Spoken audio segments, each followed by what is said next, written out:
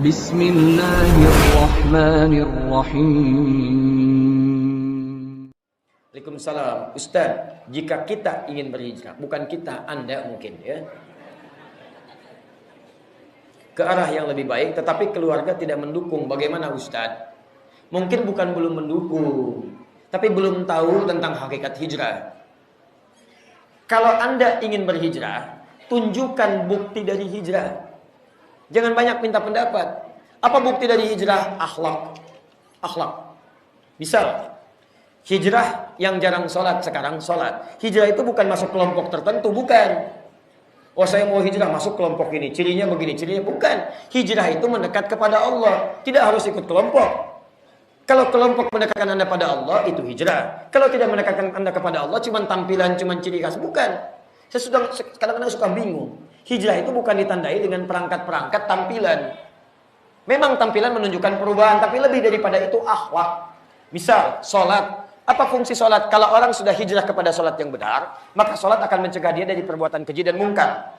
Inna sholata tanha 'anil fahsya wal munkar. Tunjukkan bahwa ketika Anda sholatnya bagus, tunjukkan di kantor. Jangan ikut-ikutan korupsi. Jangan lihat yang tidak baik. Maaf. Bentuk dari lawan fahsya dan mungkar, sifat gemar berbagi, sifat menghormati orang lain. Tunjukkan dengan dakwah akhlak. Satu kali, ada di antara teman kami, yang juga mungkin melihat tayangan ini, saya tidak sebut namanya. Dia ikut saya, Pak, belajar kemana-mana, di balik kesibukannya. Tiba-tiba terjadi perubahan dalam hidupnya. Cara berpakaiannya, mulai ke masjid, bapak ibunya marah. Kata bapaknya, siapa yang merubah kamu begini? Kalau tidak sanggup, bapak yang turun tangan. Masya Allah.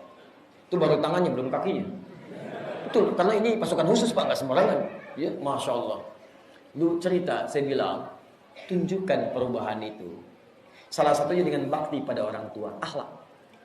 Nanti Allah akan kasih jalan. Qadar Allah dikasih sakit ibunya. Maka saat sakit itulah, Masya Allah, dibuktikan dampak dari hijrahnya. Di balik kesibukannya, tidak ada saudara-saudara yang lain kecuali beliau ini yang langsung menunggui ibunya. Ibunya ditunggu di rumah sakit, dicarikan rumah sakit terbaik, dicarikan mobil terbaik, ditengok oleh beliau dalam tugasnya, ditungguin sampai ibunya heran. Kata ibunya, siapa yang menyuruh kamu melakukan ini? Kata beliau, Ustadz lah yang mengajarkan saya supaya bisa seperti ini. Maka ibunya menangis, bapaknya menangis. Kemudian setelah itu apa yang terjadi? Antarkan kami. Maka bertemu dengan kami semua, Masya Allah. Tiba-tiba diajak bapaknya, diajak ibunya, diajak istrinya, diajak cucunya, diajak anaknya. Semuanya kemudian berubah menjadi lebih baik. Jadi senang ke masjid, tampilan berubah, kebaikan berubah. Di hijrah itu kalau antum ingin didukung dalam kebaikan, tunjukkan dengan akhlak yang mulia. Bakti kepada orang tua. Doakan. Fir'aun aja diajak oleh Musa. Ketika akan diajak, itu didoakan dulu. Bapak antum bukan Fir'aun. Masa nggak bisa berubah? Ayo doakan dulu. Doakan, minta kelembutan. Sampaikan, Pak, saya ini rajin ke masjid. Berubah untuk lebih baik. Bukan karena ingin menyakiti Papa, tapi ingin berbakti kepada Papa. Saya malu sampai usia segini, belum bisa mengantarkan Papa ke surga. Saya ingin jadi anak baik. Ingin memberikan mahkota pada ayah. Ingin membalas jasa ibu yang telah mengandung. Izinkan saya untuk bisa menghafal Quran. Izinkan saya berubah. Bukan untuk apa-apa, untuk Bapak dan Ibu. Ya, malam doa, malam berdoa, insya Allah akan dikabulkan oleh Allah Subhanahu Wa Taala. Mulai berubah dengan tampilan, dengan akhlak, bukan dengan ujuk-ujuk penampilan macam-macam. Jadi membuat misalnya jadi heran dan sebagainya. Ya, tunjukkan dengan cara yang baik. Untuk mengenal dan mempelajari Islam, baiknya dimulai dari mana? Dimulai dari dasar. Ya, Iqra, baca. Pertama mulai dengan tauhid supaya kenal dengan Allah. Quran surah 47 ayat 19. Fa'lam annahu la ilaha illallah. Kalau ingin kuat mendekat kepada Allah mesti dengan ilmu, ilmunya tauhid. Setelah itu mulai belajar fikih. Jangan tinggi-tinggi ya, jangan tinggi-tinggi. Fikih salat. Ayo, kata Quran, ada orang yang masih belum paham bacaan dan gerakan salat. Pertanyaan saya, Anda sampai hari ini dari ribuan kali ruku dan sujud berapa persen bacaan salat yang telah Anda pahami? Jangan-jangan sampai hari ini ada yang ruku nggak ngerti yang dibaca. Sujud gak paham yang diamalkan. Bahkan kata Nabi di Abu Daud nomor hadis 666, hatta la yashkurul musalli kam raka'atan yusalli.